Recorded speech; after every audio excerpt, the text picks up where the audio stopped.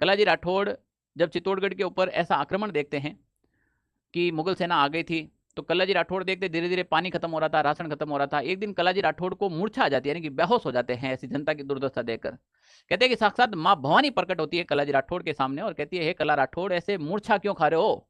अब तो चित्तौड़गढ़ को तुम्हारी जरूरत है। बोला, हे माँ भवानी, मैं क्या करूं, खाने के लिए कुछ नहीं है, पीने का पानी बहुत कम बचा है, शत्रु सेना गिरदों की तरह घेरा डालकर बाहर खड़ी है।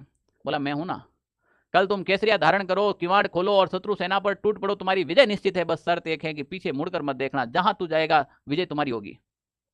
कलाजी राठौड़ अगले दिन केसरिया धारण करते हैं और कहते हैं कि शत्रु सेना पर भूखे भेड़ियों की तरह टूट पड़े थे, अफरा तफरी मच गई थी, मुगल सेना भागने लगी। अकबर ने कहा, मर गए, ये कौन आ गया? तब बीरबल को बुलाया, भाई तू ही बता क्या करे, कौन है? बोला, ये कल्ला राठौड़ है, क्षत्रिय राजपूत है। बोला, इसको कैसे रोका जाए? कहा कि गो रक्त बिछा दो, राजपूत होगा वो गाय के खून को कभी भी टच नहीं करेगा।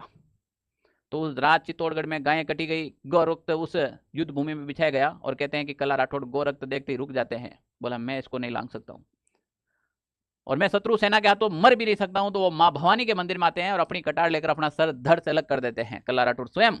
जब कला राठौड़ धड़ अलग करते हैं तो यहाँ से रक्त की धारें उछलती है, वो माँ भवानी के चेहरों पर लगती है। तब माँ भवानी होश में आती है और कहती है, कला राठौड़ ये क्या कर दिया? मैंने पीछे मुड़कर देखने के लिए मना किया था, ये तो नहीं कहा ना कि सर काट के दे देना। अब भी वक्त है, जाओ अपने जयमल को बिठाओ कंधे पर, लड़ो युद्ध में। और फिर एक बार कलाजी राठौड़ जयमल को कंधे पर बिठाकर युद्ध भूमि में गए थे। इसीलिए कलाजी राठौड़ को 4 हाथों वाले लोग देवता कहते हैं।